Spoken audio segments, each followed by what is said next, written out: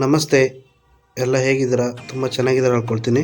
ಇವತ್ತು ನಾನು ಮಾಡೋಕೆ ಹೋಗ್ತಾ ರೆಸಿಪಿ ಅವಿಲ್ ಮಿಲ್ಕ್ ಶೇಕು. ತುಂಬ ಈಸಿ ಆ್ಯಂಡ್ ಟೇಸ್ಟಿಯಾಗಿ ಮನೇಲಿ ಹೇಗೆ ಮಾಡ್ಕೊಳ್ಳೋದು ನೋಡ್ಕೊಬರೋಣ. ಈ ರೆಸಿಪಿ ಬಂದುಬಿಟ್ಟು ನಾರ್ಮಲಾಗಿ ಕೇರಳ ಸೈಡ್ ಜಾಸ್ತಿ ಇರುತ್ತೆ, ಮತ್ತು ಮಂಗಳೂರು ಕೇರಳ ಬಾರ್ಡ್ರಲ್ಲಿ ಜಾಸ್ತಿ ಇರುತ್ತೆ. ಈ ರೆಸಿಪಿನ ಹೇಗೆ ಮಾಡೋದು ನೋಡ್ಕೊಬರೋಣ. Guys, my name is Vasu and welcome to the video.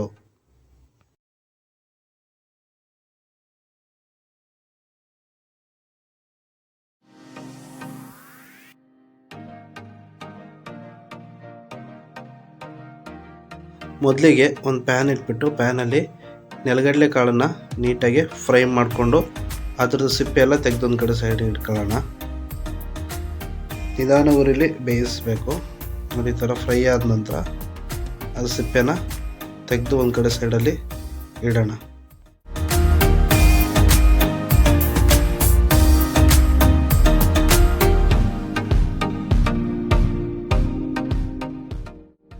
ಮತ್ತು ಒಂದು ಪ್ಯಾನಿಗೆ ಅವಲಕ್ಕಿ ತೊಗೊಂಡ್ಬಿಟ್ಟು ಅದನ್ನು ಫ್ರೈ ಮಾಡ್ಕೊಳ್ಳೋಣ. ಮೀಡಿಯಮ್ ಉರಿಲಿ ಫ್ರೈ ಮಾಡ್ಕೊಳ್ಳಿ, ಕ್ರಿಸ್ಪಿ ಲೆವೆಲ್ ಬರೋ ತನಕ ಫ್ರೈ ಮಾಡ್ಕೊಳ್ಬೇಕು. ಈ ಅವಲಕ್ಕಿ ಫ್ರೈ ಆದ ನಂತರ ಒಂದು ಕಡೆ ಸೈಡಿಗೆ ತೆಗೆದಿಟ್ಟು, ಸೊ ಅದೇ ಪ್ಯಾನಲ್ಲಿ ಗೋಡಂಬಿ ಇದ್ದರೆ ಹಾಕ್ಕೊಳ್ಳಿ. ಗೋಡಂಬಿ ಇದ್ದರೆ ತುಂಬ ಚೆನ್ನಾಗಿರುತ್ತೆ, ಅದನ್ನು ಸ್ವಲ್ಪ ಲೈಟಾಗಿ ಫ್ರೈ ಮಾಡಿಟ್ಕೊಳ್ಳಿ. ಈಗ ಒಂದು ಕಪ್ಪಿಗೆ ಒಂದು 3 ಮೈಸೂರು ಬಾಳೆ.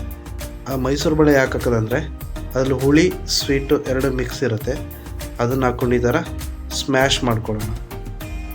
ಯಾಕೆ ಸ್ಮ್ಯಾಶ್ ಮಾಡಬೇಕು ಅಂತ ಹೇಳಿದ್ರೆ ಅದರದ್ದು ಒರಿಜಿನಲ್ ಟೇಸ್ಟು ಆಗಿರುತ್ತೆ. ಮಿಕ್ಸಿಲಿ ಮಾಡ್ಕೊಳ್ಬೋದು, ಬಟ್ ಮಿಕ್ಸಿಲಿ ಮಾಡೋಕ್ಕಿಂತ ಈ ಥರ ಸ್ಮ್ಯಾಶರ್ ತೊಗೊಂಡು ನೀಟಾಗಿ ಸಣ್ಣದಾಗಿ ಸ್ಮ್ಯಾಶ್ ಮಾಡ್ಕೊಳ್ಳೋಣ. ಸೊ ಇದಕ್ಕೆ ನಾನು 2ರಿಂದ 3.5 ಸ್ಪೂನ್ ಶುಗರ್ ಹಾಕ್ಕೊಂಡು ಇನ್ನೊಮ್ಮೆ ಸ್ಮ್ಯಾಶ್ ಮಾಡ್ಕೊಳ್ತಿದ್ದೀನಿ. ಅದು ಒಂಥರ ಪಾಕದ ಥರ ಬರುತ್ತೆ, ಗಟ್ಟಿಯಾಗಿ ಪಾಕದ ಥರ ಬರುತ್ತೆ.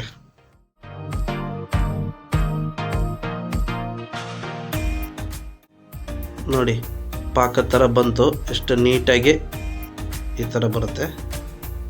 ಸೊ ಇದಾದ ನಂತರ ಒಂದು ಕಡೆ ಸೈಡಿಗೆ ತೆಗೆದಿಡ್ವಿ. ಇನ್ನೇನು ಡೈರೆಕ್ಟ್ ಗ್ಲಾಸಿಗೆ ಹಾಕ್ಕೊಳ್ಳೋದು. ಒಂದು ಗ್ಲಾಸ್ ತಗೊಂಡು ಫಸ್ಟು ಭಾಗ ಈ ಪಾಕನ ಹಾಕ್ಕೊಳ್ಳೋಣ. ಅದಾದಮೇಲೆ ನೆಲಗಡಲೆ ಫ್ರೈ ಮಾಡಿಟ್ಟಿದ್ವಲ್ಲ, ಆ ನೆಲಗಡಲೆ ಹಾಕ್ಕೊಳ್ಳೋಣ. ಅದ್ರ ಮೇಲೆ 1 ಬೈ 1 ಲೇಯರ್ ಬೈ ಲೇಯರಾಗಿ ಹಾಕ್ಕೊಳ್ಬೇಕು.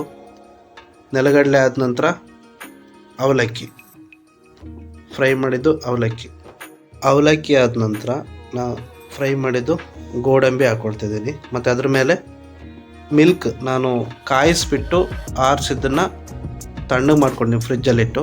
ಆ ಹಾಲನ್ನು ಹಾಕ್ಕೊಳ್ತಾ ಇದ್ದೀನಿ. ನಿಧಾನಕ್ಕೆ ಹಾಕಬೇಕು, ತೀರಾ ಹಾಕ್ಬಿಟ್ಟು ಕಲಿಸ್ಬಾರ್ದು. ಇದೇ ರೀತಿ ಇನ್ನೊಂದು ಲೇಯರ್ ಇದೇ ರೀತಿ ಮಾಡೋದು. ಮತ್ತು ಅದೇ ರೀತಿ ಬಾಳೆದು ಸ್ಮ್ಯಾಶ್ ಮಾಡಿದ್ದು, ಮತ್ತು ನೆಲಗಡಲೆ, ಅವಲಕ್ಕಿ ಮತ್ತು ಗೋಡಂಬಿ, ಇದನ್ನು ಲೇಯರ್ ಬೈ ಲೇಯರಾಗಿ ಹಾಕಿಬಿಟ್ರೆ ಒಳ್ಳೆ ಮಾರ್ನಿಂಗ್ ಬ್ರೇಕ್ಫಾಸ್ಟ್ ಥರನೂ ಆಗುತ್ತೆ, ಇಲ್ಲ ಮಧ್ಯಾಹ್ನ ನಂತರನೂ ತಗೊಳ್ಬೋದು. ತುಂಬ ಚೆನ್ನಾಗಿರುತ್ತೆ. ಒಮ್ಮೆ ಮನೇಲಿ ಟ್ರೈ ಮಾಡಿ ನೋಡಿ.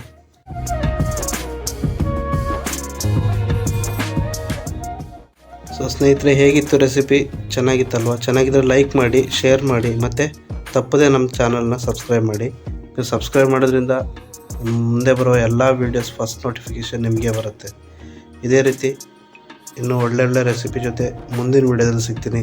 ಅಲ್ಲಿವರೆಗೂ ಬಾಯ್, ಟೇಕ್ ಕೇರ್.